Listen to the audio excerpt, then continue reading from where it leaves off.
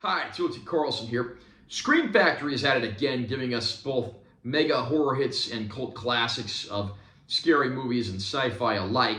And they've just given us a 4K Steelbook release of Sam Raimi's first major studio film. The movie I'm talking about today from 1990 is Darkman, starring Liam Neeson and Frances McDormand. I'm going to unbox this release and I will share my opinions. Nice cover there. Who is Darkman? It says.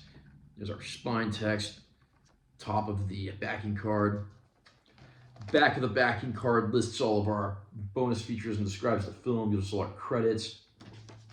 Back of the steelbook has a nice shot of the title character.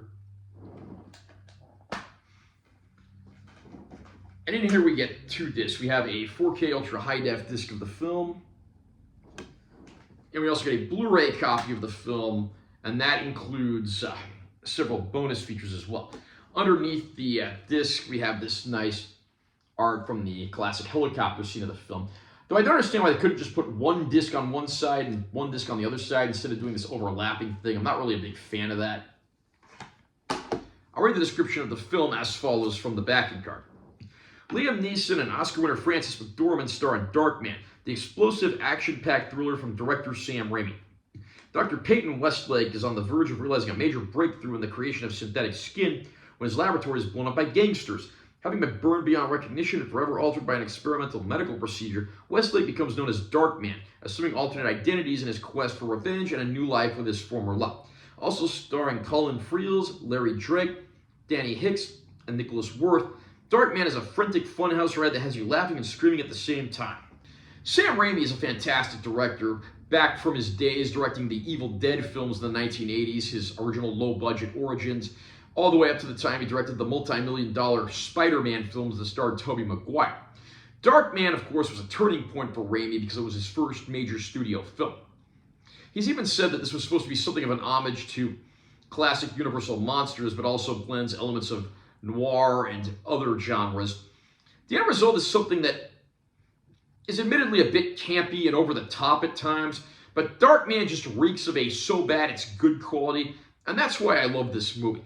Liam Neeson, of course, stars as the title character in one of his first major roles, and his love interest in the movie is portrayed by Frances McDormand, an actress who is very talented and I don't think really gets enough credit. She, of course, won a Best Actress Oscar a few years ago for her role in 3 Billboards Outside Ebbing, Missouri, another underrated classic I really need to cover on this channel as well.